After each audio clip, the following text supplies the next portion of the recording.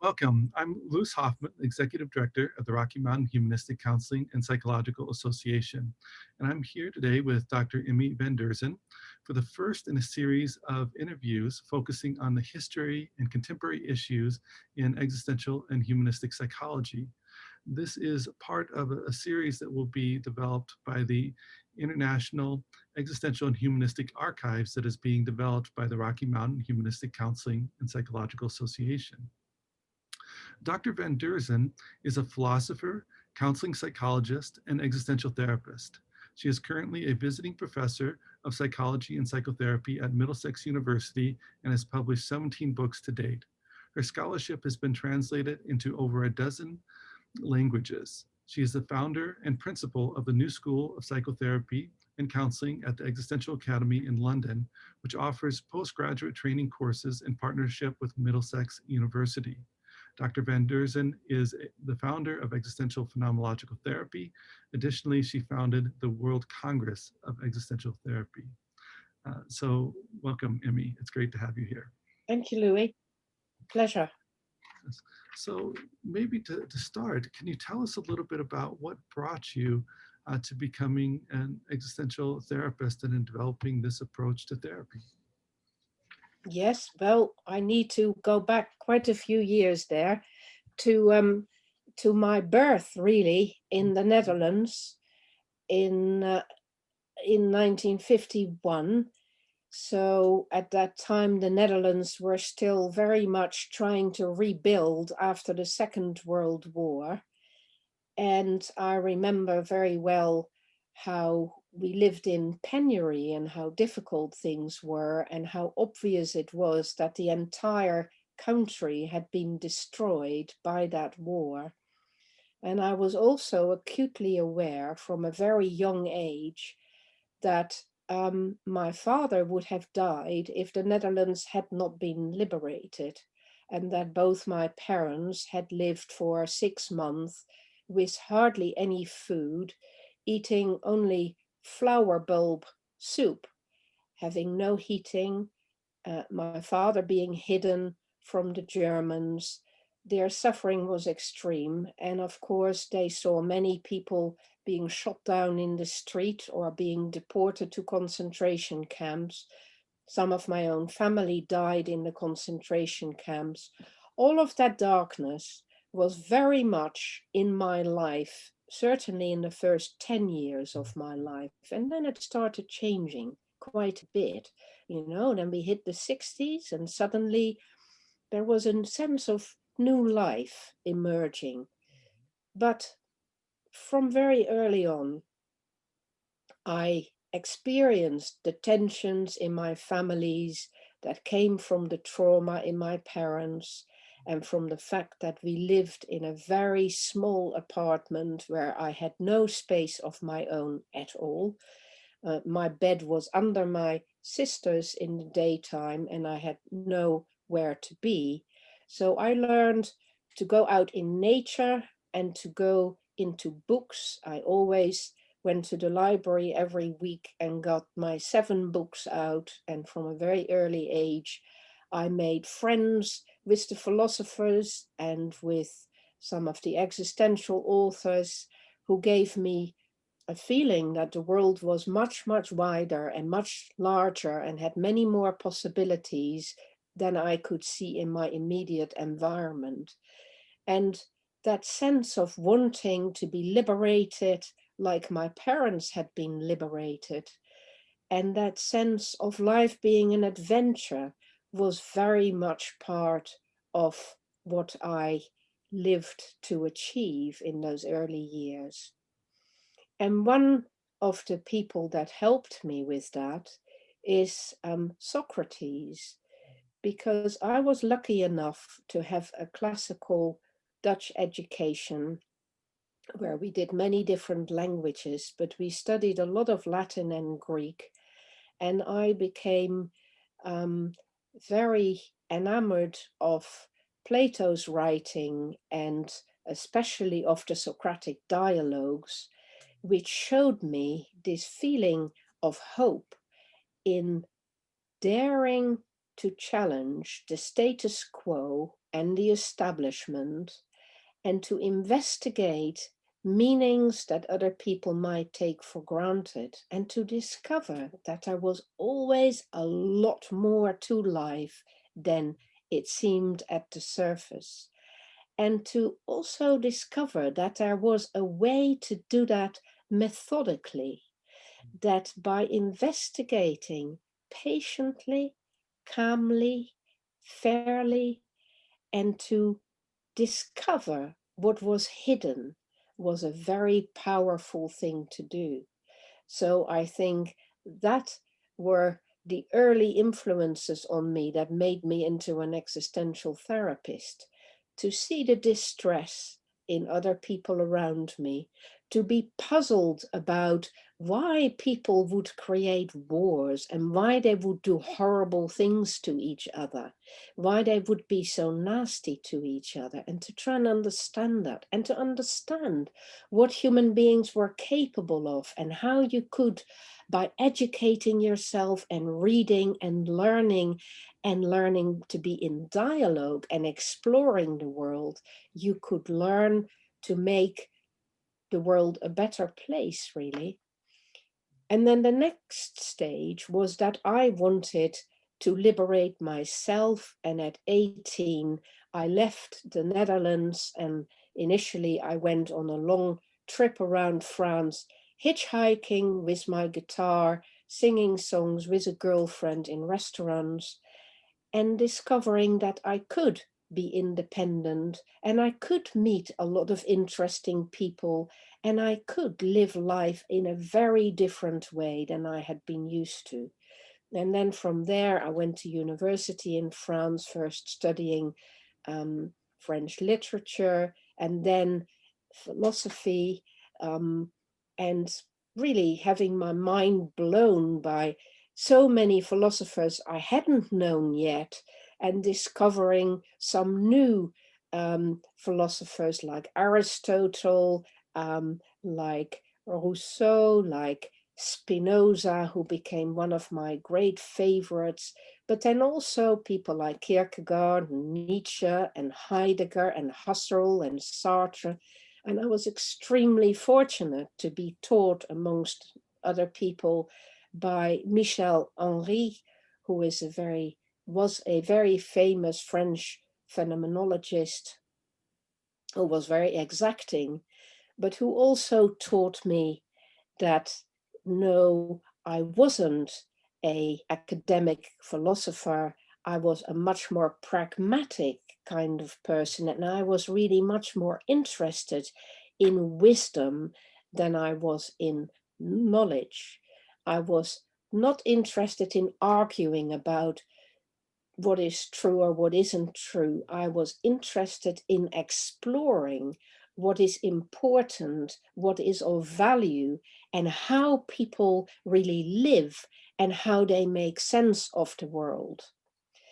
So very early on, I started working with my then boyfriend, then husband's career in medicine and psychiatry, and I started going to all of his courses with him, and I started doing his placements with him. So from very early on, when I was 19, I began working in psychiatric hospitals and trying to use my philosophical knowledge, because I had no training whatsoever other than his psychiatric training, to do that. But that meant I had to start inventing it for myself and learning to apply philosophical ideas in working with people. And that was very challenging. You know, it's not easy to help other people make sense of their life if nobody has taught you how to do that. We went to a very special psychiatric hospital after the first few years, and we worked there for many years, which is the hospital of Saint-Alban in the Massif Central, which is one of the French hospitals that was well known for having brought down the walls and working with patients on an equal basis. So everybody had a role to play in the hospital, and everybody had a sense of dignity. And I think that was so vital. It was so important for people to be acknowledged for what they could contribute to that community. And that idea of a therapeutic community where everybody is valued instead of having some carers and some patients became an important part of the way in which I work. So this work led to me realizing that I did need some other training, and I went back to university, did a degree in psychology, then did my clinical psychology training, more psychotherapy training, started doing other things, couple therapy, working with psychodrama, um, and I became very interested at that time in working with people who had attempted suicide. So that was one of my early things to do. I actually did my clinical psychology dissertation on young women who had attempted suicide, and I met with many of them to investigate exactly what had happened for them and how they had again come out of that. And that was also an important part of my early understanding of things. Also, I did get training in Bordeaux, at Bordeaux University, from Professor Blanc in the work of Ludwig Binswanger. And I found that really interesting because he was applying phenomenological ideas to psychiatric work. And so I learned a lot from that. Other than that, of course, in the psychiatric hospitals, a lot of the influence was that of Lacanian psychoanalysis. And I learned that, and I was in Lacanian supervision for many years, but I really wanted to get away from that. I wanted another liberation. And we started to investigate what else was going on in the world and where there were people doing existential work. And we went to Gorizia in Italy, and we went to Geel in Belgium. We went to many psychiatric hospitals in France and the Netherlands. Eventually, we would be going to California as well for a 3 month trip where we worked with some people at MRI, and we went to Soteria and various other places, stayed at Esselen. So it was all about finding out what was available. But what we also did is to move to London to work with the Arbus Association. That's Joe Burke and Morty Schatzman, who had split off the Philadelphia Association, which had been set up by R.D. Laing, who was somebody whose work I valued greatly. And so I lived in a therapeutic community for a year, worked at the crisis center, started teaching in the Arbus training program, and also went to many meetings at the Philadelphia Association. So I wanted to learn from them, but very quickly realized that actually they weren't really working existentially. They did have this ideal of breaking with psychiatry, and they did value people's experience, and they did want to help people to find their own way of getting over their difficulties, and they didn't want to talk about mental illness, but they were using methods that were actually borrowed from elsewhere. So the Philadelphia Association was more and more interested, annoyingly, in Lacanian psychoanalysis and in French philosophers around that. And the Arbus Association had really gone in a neo-Kleinian direction. So I learned a lot from what they were doing, of course, but it wasn't what I had come to Britain to do. And so just in my work with people on a daily basis, 24/7, sitting around the kitchen table with people who were suicidal or who were just despairing or who were confused or who were agitated. The challenge was to figure it out for myself and to use all that previous work, but to become more methodical, more systematic in the way I was doing that. And then I was very lucky to find this program, Antioch program, that had been set up in London by John Andrew Miller, which was a master's degree in humanistic psychology, who asked me to join them to teach on the program, because that forced me to put into words, to start writing, because I had to start teaching other people what it was that I had learned and was refining in working in the mental health field. And so I took on that program after a year, and a few years later turned it into an existential program, which I then moved to a different college, which was Regent's College at the center of London. And at first that went incredibly well. We had a lot of support and were able to create an entire department which just thrived. And then the college was taken over by a different management group. And I wasn't very happy about what they were doing with that. And really what we were doing was under threat. So I protested against that, and they sacked me on the spot. And when I had hoped other people would support me, they didn't. So I found myself once again completely on my own, having to start from scratch and having to create a new college, which took me quite a few years to do. And that was the New School of Psychotherapy and Counseling.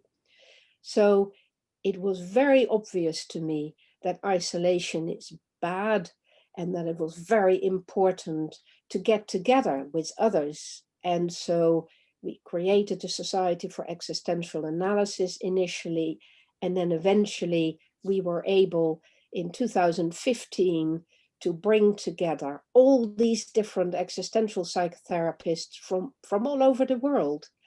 And you were there, Louis, and you know that was an amazing experience of homecoming, where we recognized that we'd all been working on similar ideas in different ways, and that we could encourage each other, support each other. And there was so much cross-fertilization that happened. And it is a wonderful thing that is carrying on. And we got together again in Argentina, and we will get together in Athens, and hopefully after that we will get together in the USA, because to see this worldwide movement, which is so diverse and where people work in so many different ways, but all share the same ideals, is really one of the best things that we have brought about together, I think. You really were influenced by a lot of different streams, from Mm. literature to philosophy to music, that do have strong aspects in that knowledge world you talked about, but also very much in that lived of traveling around, playing music, and experiences coming to the United States and different places. So those seem to have really wedded together for you in the practice that you've developed. Yeah, I think that's true for a lot of existential therapists. Many of us practice various forms of art. I'm a painter too, by the way. So yes, I write songs and I paint. I have to say, none of it expertly, but it's about daring to express. It's not about trying to compete with others or being wonderful at it. It's about being a full human being, and to recognize that we are capable of connecting up, to the arts and connecting up to literature and connecting up to so many different people of so many different backgrounds. And that is how we come to life, I think. And I believe that this is the secret of good existential therapy, to be inspired by life Mm. and to be humble about it and to be in a process of exploration of it.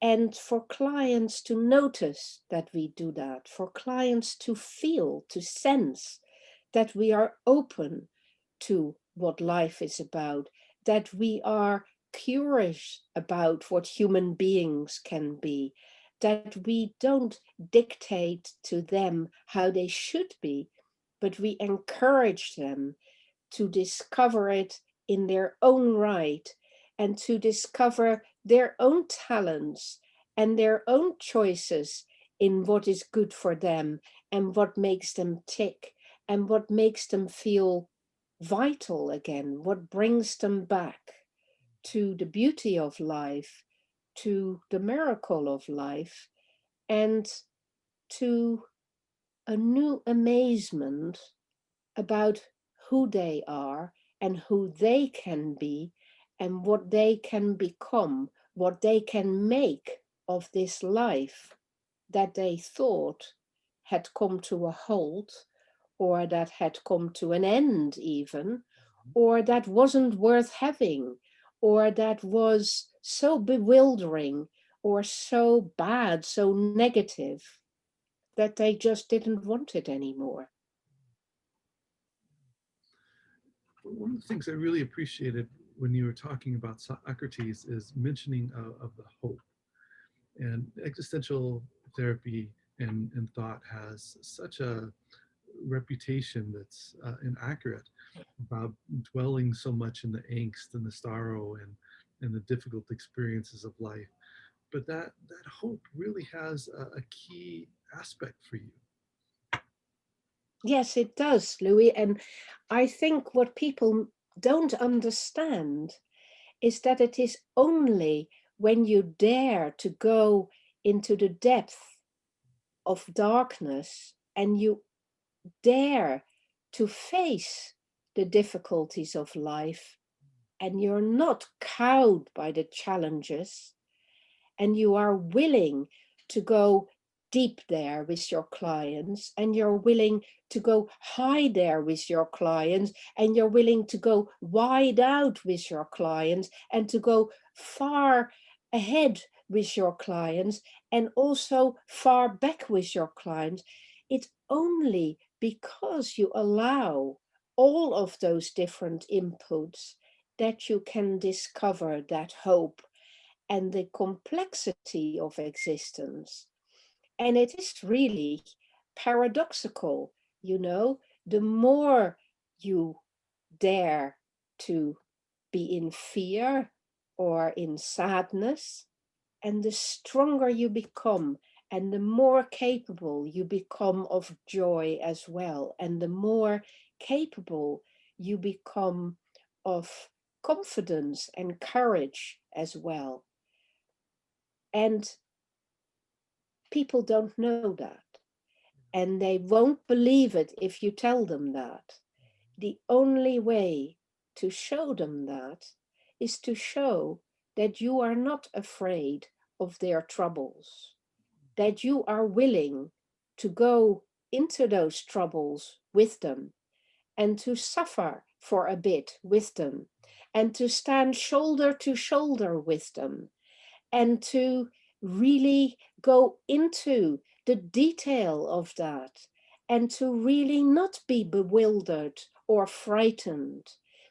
When you show them that you have the energy and the willingness and the hopefulness and the confidence that this can be done, and that when you do this together, you get through it. You don't stay in the breakdown. You really do go breaking through that. And you really go beyond that stuckness into a flow that people had forgotten was possible. Although once in their life they did know about that, but they've forgotten it. They've forgotten who they were. They've forgotten what they're capable of, what each of us are capable of. And they were disbelieving about life itself, and often very disappointed about society and about other people. And to give them back the willingness, the will, the motivation, the purpose of rediscovering how life works and how we can reconnect to so many different layers of life, how we can revitalize ourselves, and how we can make new meanings, discover new meanings, how we can make new contributions to the world, how we can develop ourselves, how we can go on adventures that make us feel good, how we can connect to nature, how we can meet new people and discover that there are wonderful people as well as horrible people, people that do horrible things sometimes in the world. To just find that it is possible to look at life from different sides and to make new discoveries, and to not sit still and give up.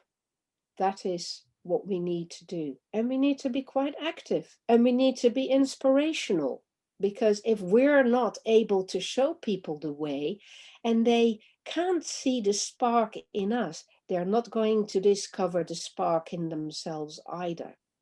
So we can't hold back and just sit judging them, observing them, interpreting, or telling them how to be, or telling them what to do. We need to inspire them to figure it out for themselves, but never hold back from showing them things they're forgetting to look at, or to challenge them when they're maybe barking up the wrong tree or getting it completely wrong. And so many people do, but you don't say you get it wrong. You say, but is it possible that there's an other side to that? Or have you thought about exploring it from that angle? Or what would happen if you and I have another look at that? And we ask ourselves if perhaps you actually have some hidden skills or some hidden talents that you've just completely pushed down and, are ignorant about, but somewhere you have, because everybody does. Everybody does. And people forget that about themselves. And it is very important to remind them. You really embody that hope, that inspiration as you do this. Yeah, we have to. Yeah, We that have to live it. is critical for you then in the therapy process. That is what is different about existential therapy. That that we don't think we are just professionals doing a job. We are also human beings living it. And it is our own living it and living it with our clients that makes people aware of how it can be. That is our best gift to our clients, to be inspirational, because that makes them want to find that inspiration in themselves. It makes them want to live like that. It just really is a simple thing. As long as they see it in you, they want it. And if they want it, they'll work hard to get it. And they will get it, because it's inside of them. It's not my gift to give to them. It's my gift to remind them that they can find it inside of themselves. So developing the person of the therapist and how they relate to people then is pretty critical in this approach. It is. It totally is, yes. And that's why I have a very different view of what the personal therapy part is about. It's not about, going through the motions. It is about clearing out the obstacles in yourself that make you scared, that make you stopped in your tracks, that make you want to dominate over people or do things that aren't really very advisable. All those things need reflection. You deserve an opportunity when you're training as a professional to clear out all that rubbish from yourself so that it's not heavy on your heart, so that you don't hold grudges and you don't want to harm other people. You don't want to compete with people. You just need to become a better person through your personal therapy so that you can bring light into people's light instead of your own darkness. Yeah, that's beautifully put. You were one of the, really the originator of the existential phenomenological approach, but have talked about how there's been others that have also Hmm. developed approaches like this. As you look at that over time, how have you seen this approach develop over time, and where do you see it standing today? Yes, well, these are very difficult questions to answer because it's a process of history that that is described in different ways by different people and experienced in different ways by different people. Mhm. So, the things that I've pulled together are different to the things other people pull together. And there are not two existential phenomenological therapists who will describe it in exactly the same way. For me, there is always a lot of philosophy involved in that. But in fairness, it also involves some of the other approaches. It involves a lot of inspiration from Dasein's analysis. It involves inspiration from Frankel's logotherapy. It involves inspiration from the whole American school and people like Tillich and Rollo May and Irv Yalom and, all you guys, what you're doing. All of that brings one to further thought. All of that makes you revisit the things that you would normally think about doing yourself.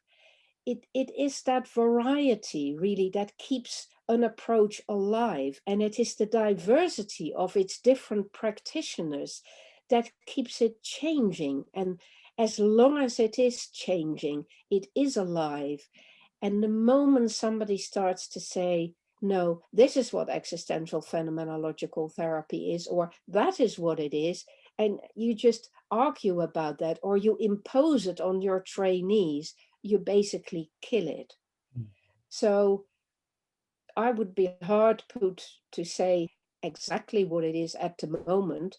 And I feel very gratified when I used to travel around the world once upon a time and go to many different countries like Israel and Greece and Scandinavia and um, Turkey and South American countries like Peru and Argentina and Brazil, North America, Australia, New Zealand, but also all the European countries, Central European countries.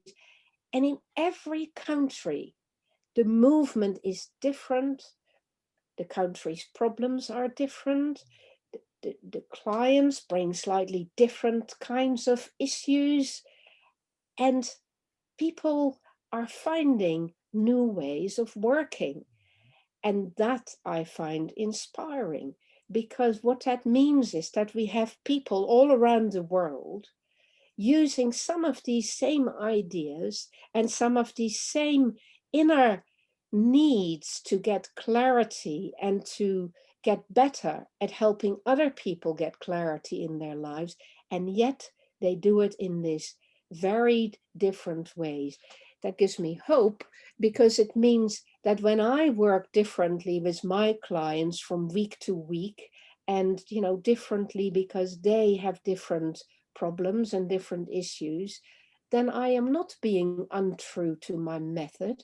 I am actually being most true to what human existence is, and therefore what existential therapy is. There's really a deep humility in how you describe that I appreciate, that of the valuing of the different approaches and the cultural context too, that the cultural context really informs how the existential phenomenological approach may be developed in different regions. Yeah, well, it's because life life is like that. Life is very humbling, you know. You think you know yourself, or you think you know the world, and then something new happens and you trip up and you have to rethink it. And so as human beings, it behoves us to be humble and to listen to life rather than to listen too much to our own egos. I mean, our egos are important, don't get me wrong. That's one lesson I've learned the hard way, that you can be too humble too, and you can be too amenable and too kind. And then there are always people who are willing to walk all over you and destroy things. And you have to stand up to the bullies, and you have to stand up to the big egos, and you have to learn to speak up for life and for the people who need you. And you have to learn to speak up for a school of thought that tries to be cooperative and fair-minded and based in truth, rather than an approach that can pin things down, um, that can check things in numerical things, that can measure things. You've got to speak up for what is vulnerable and what the world needs more of. And so you do need, dare to speak your mind, and you need to get a thicker skin sometimes, and you need to not be afraid to fight back when people try to, stop you. These are things I have learned.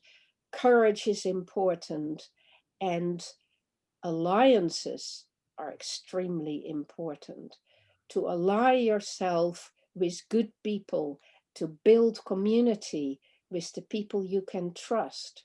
That is what makes you more safe in the world. And that is what allows you to change the world for the better. You can never do it on your own. And you do need to keep building that, because otherwise everything you build gets destroyed again.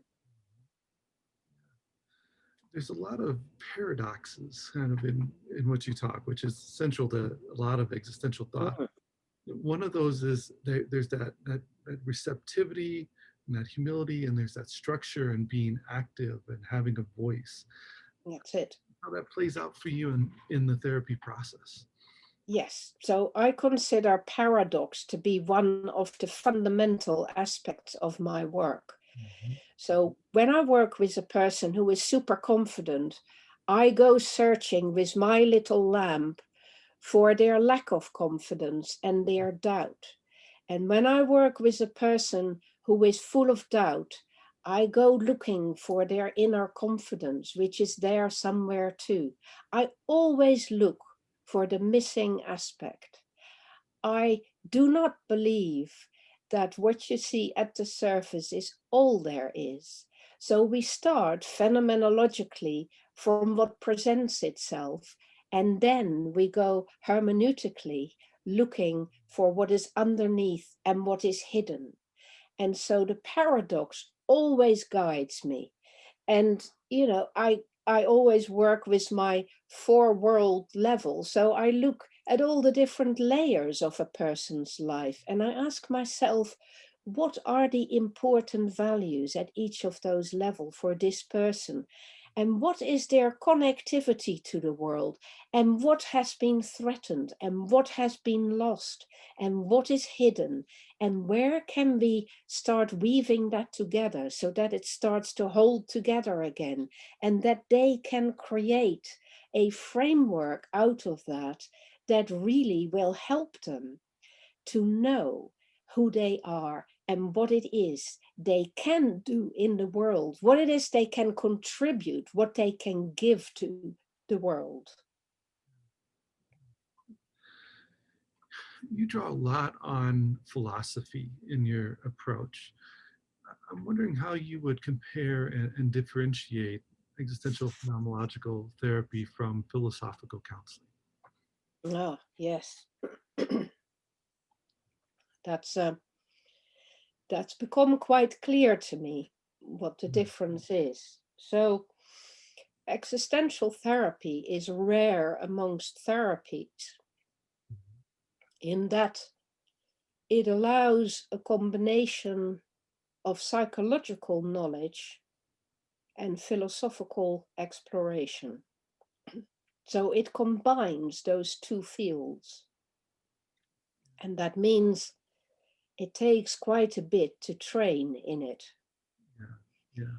It takes quite a bit to hone yourself as an existential therapist. It takes a lot of life experience and world experience. Philosophical consultancy, I like very much, and I was involved in that movement for a bit. But I would like that movement to require their practitioners to have a bit more psychology knowledge, because it is actually quite important to understand how the brain works, how emotions work, even how the human body works. And it is quite important to know about different methods of working other than philosophical exploration. We learn a lot from knowing a bit about psychoanalysis, about CBT, about, lots of different methods and different forms of research. All of that informs our work. It gives it depth and it gives it breadth, and we need that if we're going to be really useful to people who are really struggling. Then we need to be complete professionals like that. Having said that, existential coaches sometimes don't have that background, and they can be quite similar to philosophical counselors. Um, they're there's a need for people to intervene in business, for instance, and to be able to teach Socratic dialogue. Um, it can help managers to work much more carefully and much more sensitively with their staff members, and that can be sufficient. But if you're going to work with people in distress or people who are stressed out, then I do actually think that you need that psychological background as well as the philosophy. You've already talked some about how existential phenomenological approaches fit with the other branches of existential therapy, and there have been different Mm. categorizations, often 4 or 5 different groups, with some emerging groups in different areas, such as China and other areas. How would you see the existential phenomenological approach relating to these other branches of existential therapy? Well, we have more in common than that we are different. We have developed different kind of techniques, different methods, but we also borrow them from each other now. But what matters the most is that our heart is in the same place and we all want to do the existential job, which is to dare to stand close to people and to focus on life itself, to focus on what it means to be a human being, to focus on how we can learn to be a better human being, rather than think in terms of psychopathology, rather than think that there is something wrong with the person. All of us know that we need to seek out what can be more right with that person.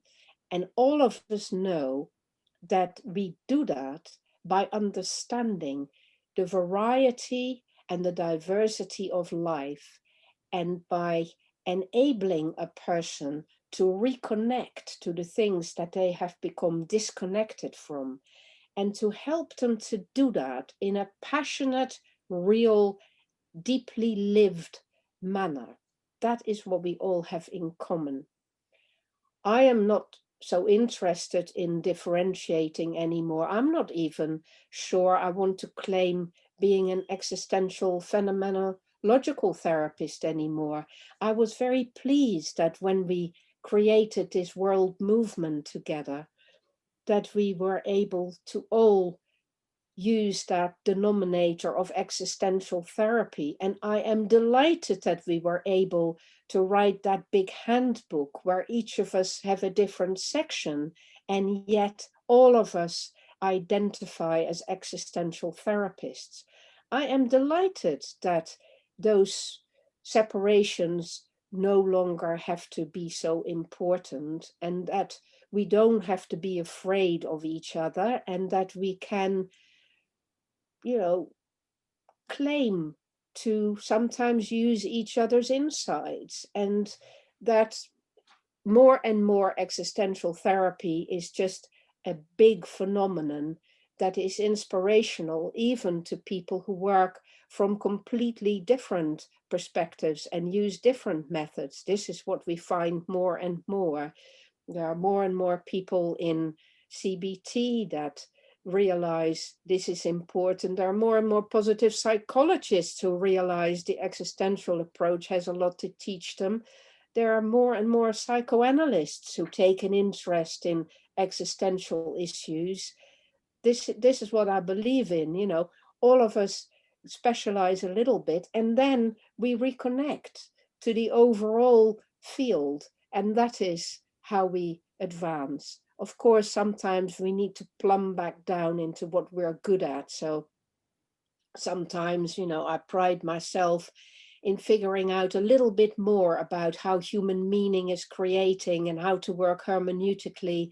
And sometimes I use a bit more Socratic dialogue, and then I write a bit about that. And I think, yeah, that could be helpful to other people too. And then sometimes I realize that phenomenology actually is not that well understood yet. And maybe we do need to plumb the depth of phenomenology a bit more. And so then I can make another contribution on that. But overall, I am much more interested in joining up than in separating out from each other. Yeah, yeah. Thank you, Emmy. This has really been wonderful. I found myself being really inspired by this, and know I will return to this. But I really appreciate Good. you taking the time to be with us today for this interview. It's been a pleasure, Louis, as always. Yes, Thank you very much. thank you. The Rocky Mountain Humanistic Counseling and Psychological Association is a 501c3 nonprofit organization based in Colorado Springs, Colorado. Follow us on Facebook, YouTube, Twitter, and LinkedIn for updates about new videos and other organizational updates. To find out more information about the Rocky Mountain Humanistic Counseling and Psychological Association, join our organization, or sign up for updates about continuing education workshops and conferences, visit our website at www.rmhcpa.org.